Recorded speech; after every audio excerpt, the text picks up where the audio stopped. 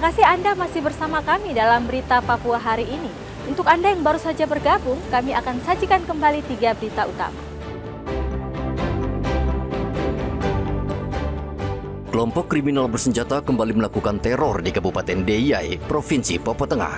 Seorang ojek ditemukan tewas dengan luka bacokan.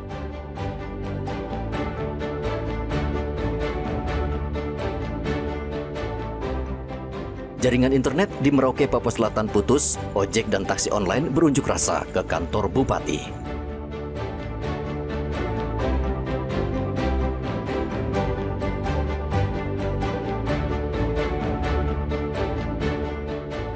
Ratusan pelajar di kota Jayapura ikut karnaval menggunakan berbagai kostum daerah.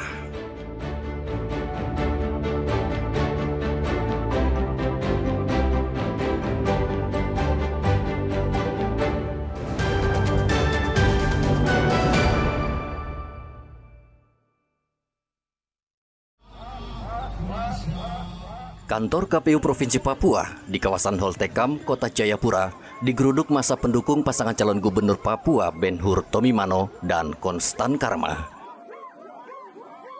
Aksi ini terjadi menjelang rapat pleno penetapan hasil suara Kabupaten Biak Numfor, daerah terakhir dari 8 kabupaten dan 1 kota yang sudah selesai direkap tingkat provinsi.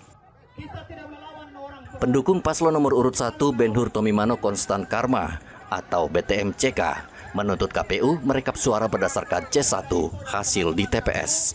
Mereka juga mendesak Ketua KPU Biak segera dicopot karena dianggap tidak netral dan berpihak pada paslon tertentu. Buka si rekap, rekap berdasarkan C hasil. Itu saja. Buka si rekap dan rekap berdasarkan C hasil. Karena kebenaran ada di situ. Karena kebenaran ada di situ. Yang kedua teman-teman, kita minta KPU jangan bawa masalah lagi ke Mahkamah Konstitusi. Itu mahkamah menjadi mahkamah kalkulator dan mahkamah yang tidak jelas. Jadi kita tidak mau masalah kita di Papua. Kita orang Papua tertawa oleh bangsa ini. Teman-teman sepakat? KPU kamu selesaikan. Kita tunggu. Kamu tidak selesaikan, besok lusa kita akan datang terus di sini. Sepakat? Aspirasi massa diterima oleh Ketua KPU Papua Diana Simbiak di dalam ruangan kantor KPU Papua. Usai melakukan aksinya, ratusan massa membubarkan diri dengan tertib. Mereka berjanji akan kembali berunjuk rasa jika KPU Provinsi tidak menanggapi aspirasi mereka. Rian Tonai melaporkan dari Kota Jayapura, Papua.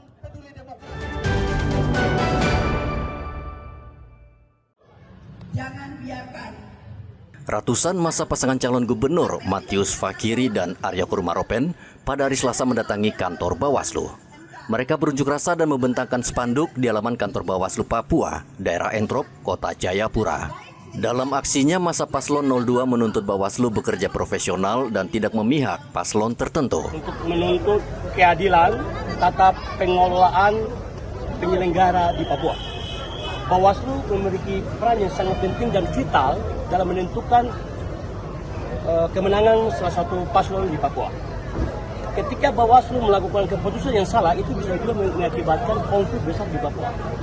Ketika Bawaslu menciptakan keputusan yang benar, itu akan menciptakan kedamaian di Papua. Oleh sebab itu, kami hadir di tempat ini untuk memberikan tekanan politik kepada Bawaslu agar supaya Bawaslu jangan main dua kaki. Satu kaki di penyelenggara, satu kaki sebagai tim sukses salah satu kandidat. Saya katakan aja lah, bukanlah.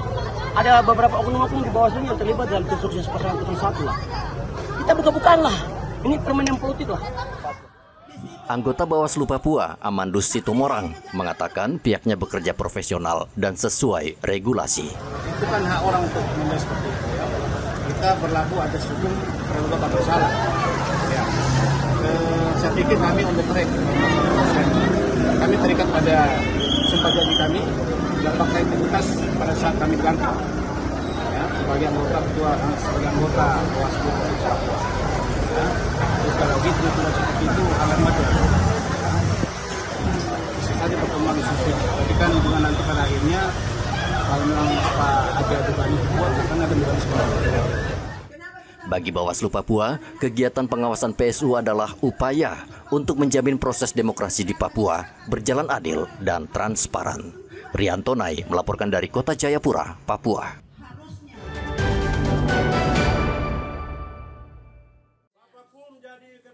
Kantor Distrik Mimika Timur, Kabupaten Mimika, Papua Tengah, dipalang sejumlah oknum pegawai. Pemalangan tersebut merupakan buntut ketidakpuasan terhadap tunjangan tambahan penghasilan pegawai atau TPP yang dikurangi. Kejadian itu sempat membuat aktivitas kantor terhenti. Sejumlah pegawai bahkan melarang kepala distrik untuk masuk ke dalam kantor. Pengurangan TPP tersebut dilakukan berdasarkan absensi dan kehadiran pegawai setiap bulan. Pegawai yang jarang masuk kantor hanya menerima sesuai jumlah kehadirannya. Kepala Distrik Mimika Timur Bakri Atorik membenarkan adanya pegawai yang kecewa sehingga melakukan aksi pemalangan. Padahal menurutnya pembayaran TPP telah sesuai dengan mekanisme absensi yang berlaku. Dalam Perbup nomor 7 tahun 2024 pasal 3 berbunyi poin A, TPP dibayarkan penuh jika pegawai masuk atau hadir dalam 1 bulan kerja.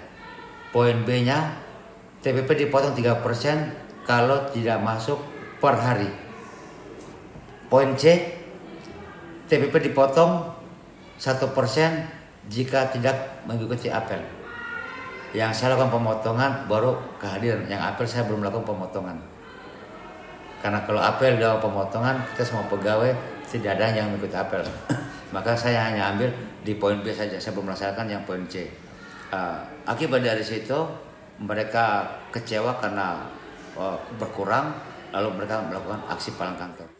Pemalangan sudah dibuka, namun oknum pegawai tersebut belum menemui kepala distrik untuk membahas alasan kehadiran yang minim. Igobat Momolin melaporkan dari Mimika, Papua Tengah.